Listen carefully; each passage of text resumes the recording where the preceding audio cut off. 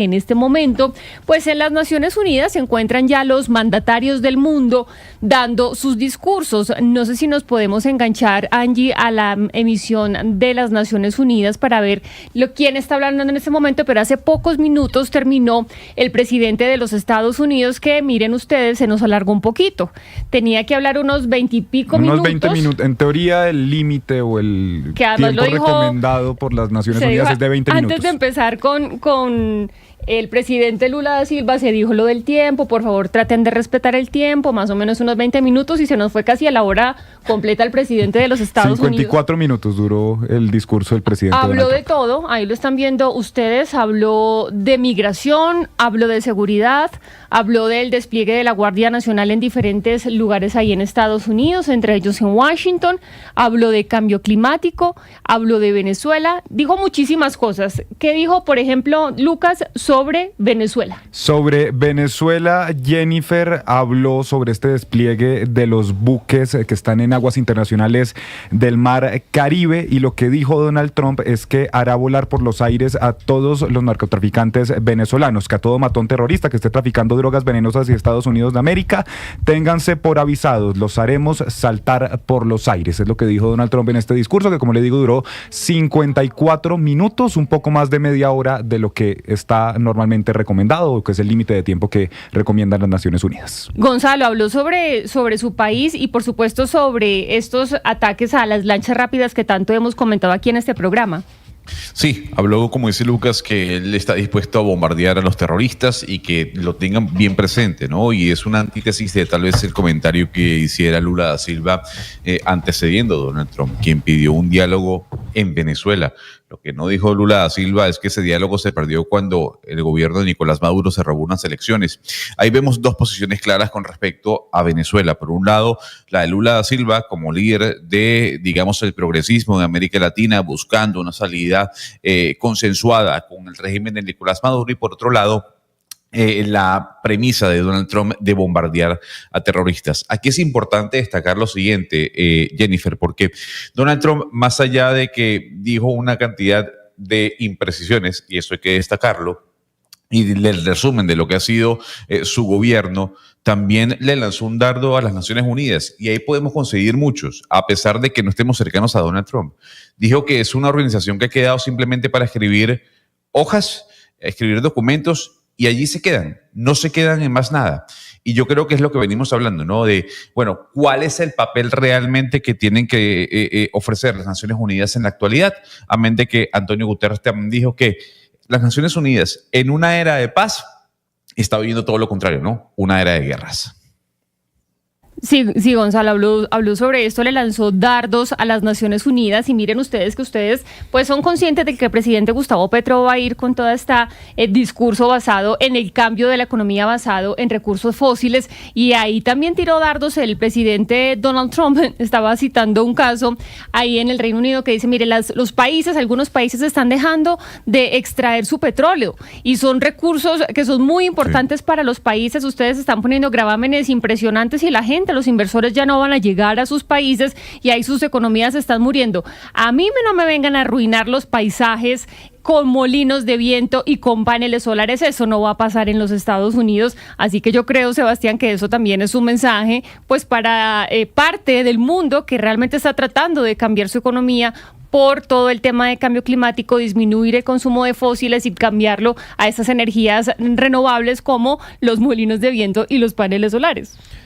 Sí, en teoría el mundo va para allá, pero ya se están haciendo unas inversiones muy grandes en eso. Con Estados Unidos o sin Estados Unidos, ya incluso en Europa, usted ve la matriz energética, Jennifer, y ya las renovables superan, por ejemplo, al carbón. Pero bueno, también depende de los incentivos que tenga cada país. Si los países no incentivan también tributariamente ese tipo de inversiones que requieren billonarios recursos, pues la transición será más lenta. Incluso está pasando en los Emiratos Árabes, pues que son zonas petroleras impresionantes que tienen un montón de recursos. Ellos están en esta transición importante a recursos diferentes. Es que allá no hay impuestos, ¿no? Ya, pero ellos tienen campañas y tienen programas que acá incluso entrevistamos a una de las personas abanderadas de la transición energética en los Emiratos Árabes. Sí, es lo están decir, haciendo, son países muy ricos con petróleo, con ese tipo de recursos que están haciendo la transición. Jennifer, permítame, porque a lo mejor usted me puede dar un poco de claridad sobre lo que está pasando con el presidente Gustavo Petro.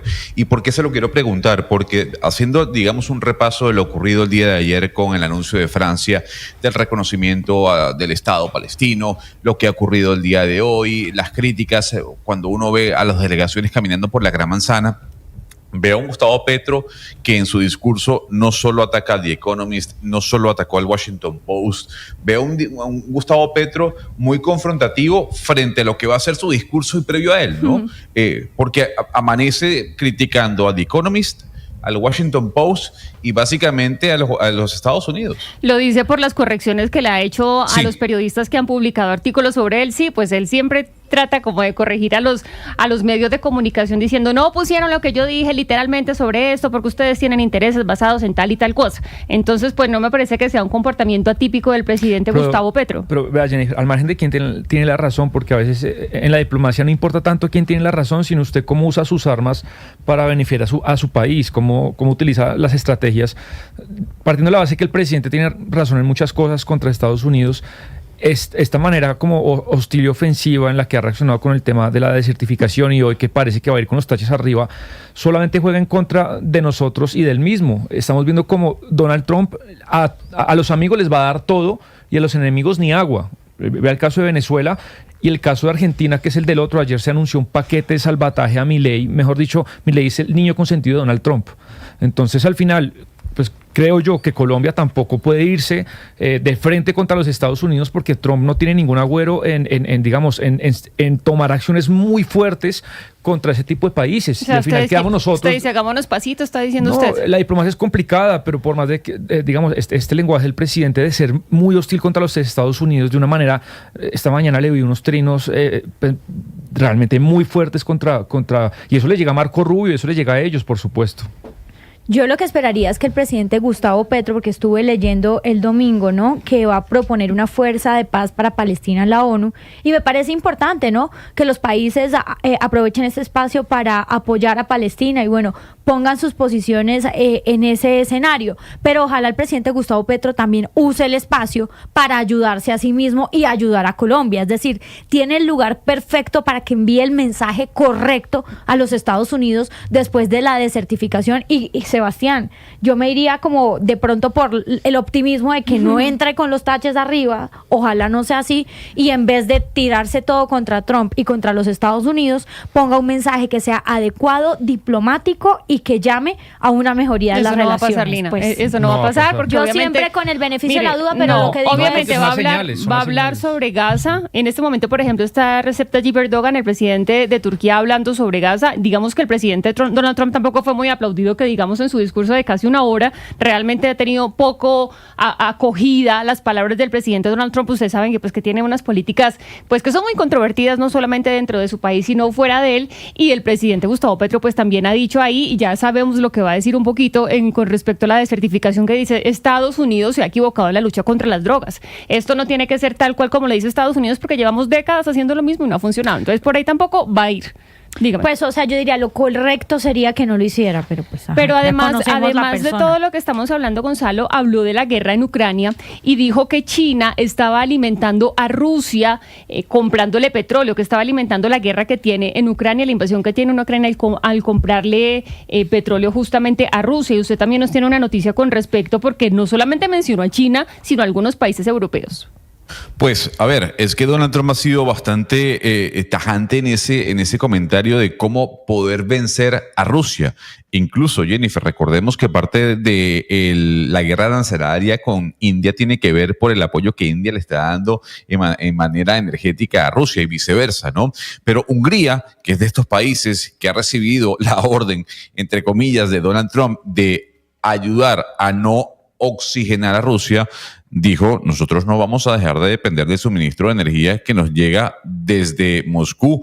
Esto lo dijo el canciller de Hungría. Dijo que a pesar de que existe una demanda por parte de la Casa Blanca y a los aliados de la OTAN, nosotros vamos a seguir comprando petróleo ruso. Para nosotros, dijo el canciller, el suministro de energía es una cuestión puramente física, puede ser agradable soñar con comprarle petróleo y gas a otro país, pero lamentablemente hoy solo podemos comprar petróleo donde tenemos una infraestructura corta y conectada. Entonces, digamos que esto que está viviendo Hungría es tal vez lo que en su momento, hace algunos años atrás, cuando iniciaba el conflicto, Jennifer, era la crítica que se le hacía a Merkel. Toda esa dependencia que tuvo Europa, empujada en gran parte por Alemania, de depender únicamente de la energía proveniente de Rusia. Sí, Oscar creo que tenía un comentario para hacer, o escuché mal por acá. Sí, no, es que escuchando yo la posición que se esperaba o que se espera del presidente Petro, yo creo que una cosa es el Petro que le habló a las Naciones Unidas por primera vez y otra es el presidente Petro que le va a hablar a las Naciones Unidas hoy. El mundo ya lo conoce, ya sabe de su discurso, ya sabe cuáles son los alcances que podrían tener esas propuestas. Y el presidente Petro no va a cambiar ese discurso. Al contrario, como lo hemos visto hasta ahora, y como está siguiendo los consejos de sus asesores, va a ser mucho más radical, va a radicalizarse mucho más en su discurso contra Trump, contra todo lo que él considere que son los enemigos de sus propuestas y sus iniciativas. Ahora, lo que va a pasar allá en Naciones Unidas hoy, al mundo poco o nada le interesa, porque está visto que estos organismos multilaterales, y cada día se reafirma más esa creencia, van perdiendo importancia, echan un discurso y se van y ahí queda el cuento. No pasa nada, absolutamente nada con eso. Nosotros que estamos pendientes obviamente de lo que va a pasar con la desertificación y otras cosas, pero al resto del mundo no le interesa mayormente lo que vaya a pasar allá. Además, Jennifer y compañeros, pues que el presidente Petro, claro, que hable de la lucha antidrogas, que hable de Gaza, que hable de lo que quiera hablar, pero también pues lo que uno espera es que no se siga victimizando y hablando de golpes de Estado y sindicando a Álvaro Leiva de estar detrás de un complot para sacarlo del poder cuando ya queda menos de un año para que termine su gobierno. O sea, eso genera un caos, una confusión, sobre todo en la comunidad internacional y en los colombianos que viven en Estados Unidos. Y algunos que creen en esa narrativa de que es que al presidente lo quieren sacar a través de un golpe de Estado, cosa que no existe sino en la mente del presidente. O sea, que se dedique a los temas realmente importantes, y creo que el tema de la lucha antidrogas es el más importante de todos. Yo creo que pues por la misma coyuntura en que estamos, indudablemente el presidente Gustavo Petro, y además porque también ha sido una de sus banderas, pues va a hablar o se va a concentrar básicamente en Palestina, además porque Gustavo Petro fue de los primeros presidentes que se adelantó a decir que lo que estaba pasando en Palestina era un genocidio, pues porque ya todo el mundo lo empezó a decir cuando ya era una cosa como evidente, cuando las Naciones Unidas u otros países empezaron a reconocerlo, pues ya era una evidencia. Él lo dijo cuando ya se estaba pues como dibujando lo que estaba sucediendo. Entonces yo creo que es pues evidente que esto va a ser como el énfasis de él, pero creo que también va a ser énfasis en la digamos en la afianzamiento de lo que han llamado el sur global, porque es que inclusive en Cancillería han hablado mucho y están haciendo como todas esas gestiones para pues el mundo es otro, el mundo ya es otro desde el ascenso de Donald Trump, el papel que está cumpliendo China, el mundo es muy distinto. Entonces están tratando de afianzar ciertas alianzas, lo que ellos están llamando el sur global. Creo que él va a hacer un esfuerzo en eso, y sí es un discurso que va a ser absolutamente diferente, porque en el primero se estaba posicionando como un líder que quería ser muy importante en toda Latinoamérica, pues una especie de Lula da Silva que quería ser muy importante, y ahora es su último discurso, y además es su último discurso desertificado. Entonces